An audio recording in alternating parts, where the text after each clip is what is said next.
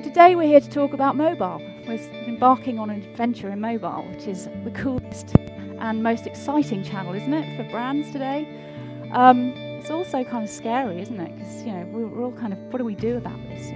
So many years it's been so fragmented, but there's hope on the horizon.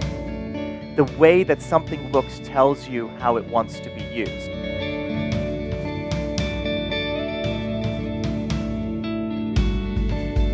Mobile's evolving really quickly, and it's important for the industry to have sort of touch points like Brand Perfect to assess what's happening and to have a sort of community consensus around what we're going to do about it, really. The day's been going really well. I've enjoyed some of the other talks. We had Joanna and Matt come down from Google to speak to us about some mobile experiences, and they gave us some great examples of mobile experiences. They're communicating that message of like, we understand you. You are a mobile consumer. We're talking to you in a different way than we're talking to our online consumer.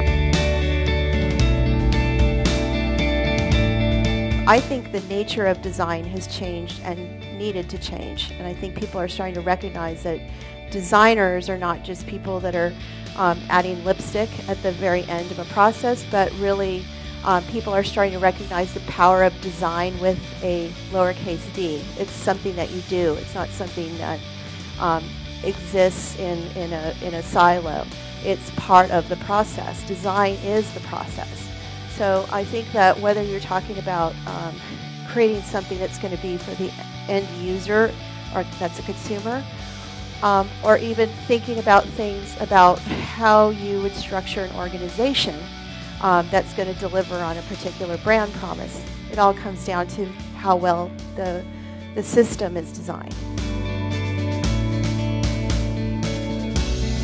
As the web continued to evolve, users, consumers wanted a better way to not only share information, but also to present that information, to consume that information, and to experience that information as well.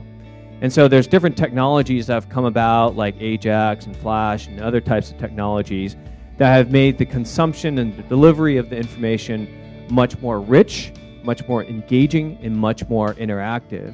And the latest iteration of the web has enabled a lot of key content providers to develop rich web applications so that they can start building that relationship. It's much more than the personalization of content for their audience, but it's really to build that relationship so that they can have a level of interactivity with the user, and they can start extending that brand and building that loyalty and trust that they're used to. With a HTML5 ad unit, it's loaded dynamically, and between the content of Bloomberg Business Week, it is a good example of how a agency with their own creative developers comes up with an idea to leverage the touchscreen as much as possible, and let it be delivered at scale through a third-party ad server.